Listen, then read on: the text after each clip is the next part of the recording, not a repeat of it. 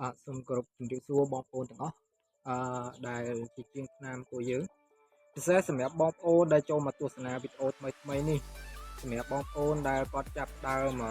រៀនធ្វើឆ្នាំលើកដំបូងហើយបងប្អូនអត់សូវជាស្គាល់ឆ្នាំហើយខ្ញុំ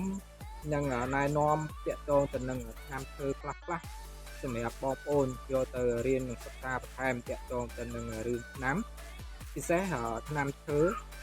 ចំពោះថ្នាំឈើវាមានច្រើនប្រភេទអ្នកនរគ្នាមានទាំងប្រភេទថ្នាំលឺអាឡូងថ្នាំប្រអាប់បែបធម្មជាតិហើយថ្ងៃនេះខ្ញុំសូមលើកប្រធានបទទាក់ទងទៅនឹងថ្នាំធម្មជាតិគឺប្រភេទថ្នាំ70%ខ្ញុំអត់បានលើកយកនៅប្រភេទថ្នាំ50%មកចែករំលែកបងប្អូនទេខ្ញុំនឹងបញ្ចេញនៅវីដេអូក្រោយទៀតទាក់ទងទៅនឹងរឿងធ្វើថ្នាំនិងថ្នាំមុននឹងយើងធ្វើថ្នាំយើងត្រូវតែស្គាល់ថ្នាំឲ្យបានច្រើនពិសេសតាក់ទងទៅនឹងជាងពិសេសបងប្អូនដែលគាត់ទើបតែម្ចាស់ផ្ដើមថ្មីបើសិនជាយើងបានស្គាល់ថ្នាំកាន់តែច្រើនគឺកាន់តែល្អតែម្ដងឥឡូវខ្ញុំសូមលើកយកថ្នាំប្រភេទ70%ជាប្រភេទថ្នាំធម្មជាតិជាទូទៅនៅតាមបូរីឬក៏ភូមិគ្រឹះឬក៏វិឡាធំឬក៏តាមរីសតទេជាទូទៅគេចូលចិត្តប្រភេទថ្នាំស្ងួតក្នុងពេលបច្ចុប្បន្ននេះជាប្រភេទថ្នាំស្ងួតជាប្រភេទថ្នាំដែលផ្ដល់សាច់ឈើឲ្យមើលទៅឃើញប្រយោជន៍តែម្ដងទាក់ទងទៅនឹងគ្រឿងសង្ហារឹមប៉និតអ្នកអស់គ្នាអាចមើលបានយើងមើលពីចម្ងាយទៅឃើញវាស្មូតវាអត់មានពន្លឺចាំងនៃញ៉ៃដូចកញ្ចក់ទេគឺកម្រិតវាមើលទៅដូចសាច់ឈើធម្មជាតិពិតតែម្ដង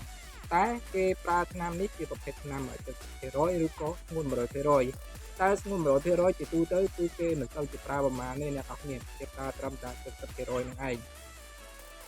តកតងទៅនឹងរឿងថ្នាំ70%នេះវាមានពីរមុខអ្នកនរគ្នាត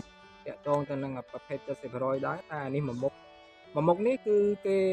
លាយតាជាមួយនឹងសាំងបាញ់យកតែម្ដងហើយចំពោះថ្នាំនេះគឺពីរមុខអ្នកនរគ្នាពីរមុខនេះគឺគេលាយជាមួយនឹងកូនរឹងហើយនឹងសាំងសម្រាប់ធ្វើការបាញ់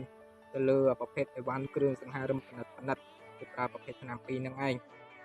ហើយតកតងទៅនឹងការលាយថ្នាំនេះគឺរូបមន្តនៃការលាយរបស់វាខ្ញុំសូមចែកម្លែកខ្លះទៅតកតងទៅនឹងការលាយរបស់វានេះអ្នកទាំងអស់គ្នាអាចលាយប្រភេទបែបរាវក៏បានបែបខាត់ក៏បានដែរតែសូមបញ្ជាក់ថានៅពេលដែលយើងលាយថ្នាំបាញ់សម្រាប់ហ្នឹងគឺថាអីវ៉ាន់របស់យើងហ្នឹងវាមានបានប្រើថ្នាំចំនួនបានច្រើនទឹកមកហើយទើបតែយើងធ្វើថ្នាំសម្រាប់យើងប្រើថ្នាំនេះតកតងទៅនឹងការលាយនេះគឺយើងលាយឧទាហរណ៍តែម្ដងយើងលាយជាមួយនឹងថ្នាំ70%ប្រភេទមួយមុខនេះយើងបើសិនជាយើងអត់ប្រើកូនរឹងទេយើងលាយមកខាប់មកល្មមដែលយើងអាចបាញ់ទៅឃើញសភាពស្អាតគឺយើងដាក់ចំនួន5ក្រាមនៃ10លីត្ររួចហើយយើងលាយជាមួយនឹងសាំងក្អូបយើងគឺសាំង1លីត្រចំពោះសាំងអ្នកនរគ្នាអាចប្រើបានគ្រប់ប្រភេទសាំងតៃវ៉ាន់សាំងចេកសាំង99ឬក៏សាំង88អីស្រ័យទៅលើអ្នកនរគ្នាស្ថានភាពនៅអ្នកនរគ្នាជាក់ស្ដែងទេយើងអាចលាយបានឲ្យតែតាក់ទងទៅនឹងសាំងក្អូបហើយចំពោះរូបមន្តមួយនេះក៏វាស្រដៀងគ្នាដែរវាអត់លើកខ្វះគ្នាប៉ុន្មានទេគាត់ថានេះយើងលាយជាមួយនឹងកូនរឹងខ្ញុំប៉ុណ្ណឹងមានវីដេអូប៉ុណ្ណឹងទេសម្រាប់បងប្អូនដែលមានចម្ងល់អីគឺព័ត៌មានបានអាចសួរឬក៏ខមមិននៅក្នុងវីដេអូតែម្ដងទៅហើយចំពោះអ្នកដែលចូលមកទស្សនាវីដេអូថ្មីសូមកុំភ្លេចជួយចុច Subscribe នៅ Channel នេះមួយនេះនឹងផ្ដល់ចំណេះដឹងជារៀងរាល់ថ្ងៃទាក់ទងទៅនឹងរឿងថ្នាំឈើហើយសម្រាប់បងប្អូនដែលចង់បានប្រភេទថ្នាំរបស់ហ្នឹងអាចទាក់ទងមកខ្ញុំបានតម្លៃសមរម្យដូចដេប៉ូទូទៅអញ្ចឹងដែរអរគុណជម្រាបលាជួបគ្នានៅវីដេអូក្រោយៗទៀតបាយបាយ